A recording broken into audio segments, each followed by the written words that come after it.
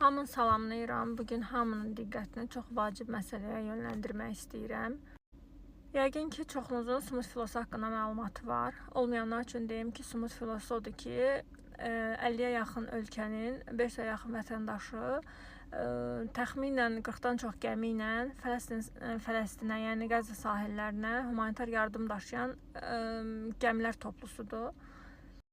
Gəmilər ilk yola çıxdığı gündən bu tərəfə bütün prosesi izləmişəm.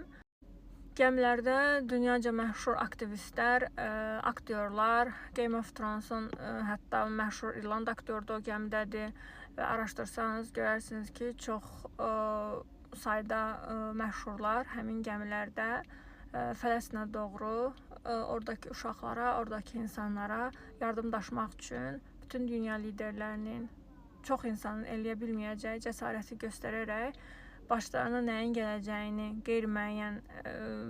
qeyri-müəyyəndir. Başlarına nəyin gələcəyini təxmin eləmədən həmin yola çıxıblar. Sırf insanlığı seçdikləri üçün, insan olduqları üçün. Və həmin gəmilər dünən Qəzzaya 60 mil qalmış İsrail ordusu tərəfindən saxlanılıb. Həmin vətəndaşlar, 450-dən çox insan İsrail ordusu tərəfindən saxlanılıb. Və həmin o gəmidə olan insanlar başlarına bunun gələ biləcəyini əvvəlcədən ehtimal elədiklərinə görə videolar çəkib saxlamışdılar ki, onlar İsrail ordusu tərəfindən saxlanılanda həmin videolar ictimaiyyətə paylaşılsın. Və dünən həmin videolar, hər kəsin videosu paylaşılıb. Onlar videolarda qeyd edirlər ki, əgər bir videoya baxırsınızsa, biz artıq İsrail ordusu tərəfindən saxlanılmışıq və iradəmiz xaricində bizi bilmədiyimiz istiqamətdə aparıblar və bizim üçün, bizim ölkələrimizə toplu şəkildə müraciətlər eləməyinizi xahiş edirik. Bütün videolarda eyni bu şeylər deyilir. Və mən də bir insan olaraq zaten bütün, necə deyim, bu İsrailin Fələstində elədiyi soyqırımı, bütün qeyri-insani davranışları hamısını görürəm. Elə videolar var ki, onlara ümumiyyətlə baxmaq belə mümkün deyil. Yəni təsəvvür eləyin ki, bir uşaq dünyaya gəlir və dünyaya gəldiyi dəqiqədə onun doğum kağızı ilə ölüm kağızı eyni anda atasına təhvil verilir. Çünki İsrail xəstəxananı, İsrail dövləti, İsrail ordusu xəstəxananı bombalayır. 20 mindən çox uşaq öldürülüb. Qadınlar, fərqi yoxdur, kişi, qadın. Yəni orada insanlığa qarşı soyqırım var və sağ qalanlar acılıqla, susuzluqla, ümumiyyətlə qeyri-insani davranışlarla sınanırlar və bütün dünya buna səssizdir. Yəni bütün dünya deyəndə dünya liderlərini, əlində güc olan, iradə olan insanlar nəzərdə tuturam. Amma təbii ki, dünya vətəndaşları, Avropalılar, Amerikalılar, Malayziya, fərqi yoxdur, Cənub, Qərb, Şərq, bütün dünyadakı insanlar Fələstin üçün bir yerə toplaşıblar, aktivistlər hərəkatlar yaradıblar və bütün dünyanın diqqətini Fələstinə səsləyirlər. Təbii ki, bizim cəmiyyətdə təəssüflə qeyd edirəm ki, ideoloji boşluqlar çoxdur.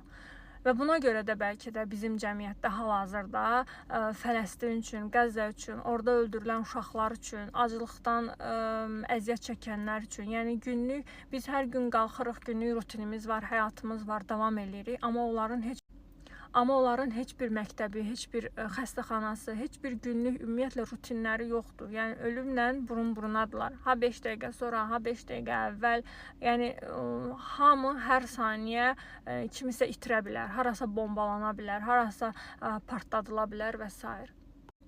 Və bu qeyri-insani davranışların fonunda bizim cəmiyyətdə Fələstin üçün heç bir səs çıxarılmır.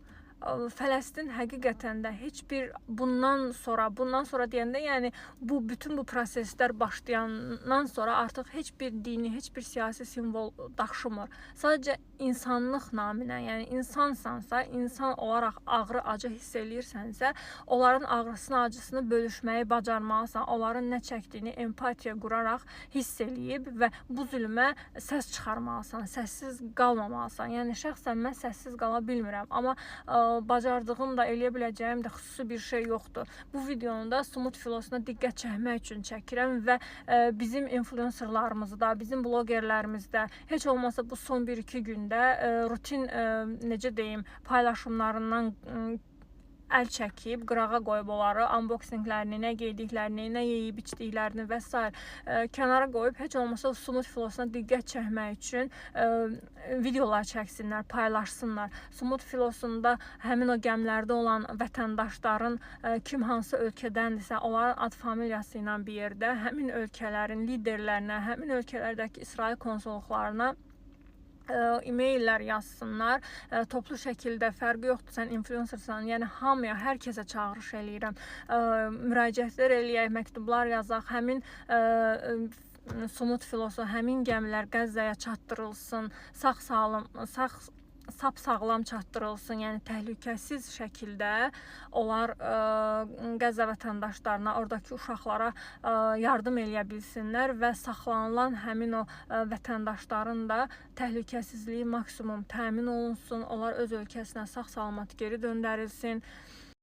Yəni həmin gəmiyə oturub yola çıxan vətəndaşların göstərdiyi cəsarətlə bizim burada çəkdiyimiz videolar təbii ki, heç bir ölçüyə gələ bilməz, heç bir şəkildə müqayisə oluna bilməz və bütün bu qədər zülmün mən şübhəsiz əminəm ki, bir sorğu-sual, haqq-hesab günü gələcək və həmin haqq-hesab günü gəlib çatanda heç olmasa biz o dimdiyində su daşıyan sərçə kimi heç olmasa biz də deyək ki, biz bunu bacardıq, bunu eləmişik. Yəni vicdanlarımızı axtarıb tapaq, səssiz qalmayaq. Qəzzada nələrin baş verdiyini görmək üçün orada fəaliyyət göstərən jurnalistləri izləmək lazımdır. Hətta mənim izlədiyim 3-4 jurnalist var idi. Onlar artıq bir neçə ay olar öldürülüb. Amma hələ də çətinliklə, yəni fəaliyyət göstərən jurnalistlər var. Onlar birbaşa canlı şəkildə orada nələr baş verir, orada həyat necədir, hamısını göstərirlər. Onları izləsəz görərsiniz ki, həqiqətən də dəhşət üstü bir şeydir və buna səssiz qalmaq qeyri-mümkündür. Heç olmasa o Sumut filosuna dəstək olaq, toplu şəkildə səsimizi çıxardaq, etiraz eləyək, həmin gəmilər Qəzzaya sağ-salim, türklər demiş, çatdırılsın. Siz Sumut filosunu Instagram hesabını izləyə bilərsiniz və ya mənim Instagram hesabımdan onların səhifəsini də keçid eləyə bilərsiniz və hansı gəmdə, hansı dünya vətəndaşı, hansı ölkə vətəndaşları olub, ad familiyaları ilə birlikdə tapa bilərsiniz və zaten həmin səhifədə də izah eləyir ki, kimlərə necə müraciət eləmək lazımdır, konsulluqlara və s. və ilaxır ki, həmin vətəndaşlar İsrail ordusu tərəfindən sərbəst buraxılsın və öz ölkələrinə göndərilsin. Həmçinin də o humanitar yardım daşıyan gəmi Fələstinlilərə təhlükəsiz şəkildə çatdırılsın. Bunu təmin etmək lazımdır. Heç olmasa sözlərim danışanda tükənir, çünki necə ifadə eləyəcəyimi bilmirəm həqiqətən də. Sumut filosunun rəsmi Instagram hesabına keçərək və ya da mənim Instagram hesabımdan onların hesabına keçib orada bütün hər şeyi yaxından izləyə bilərsiniz.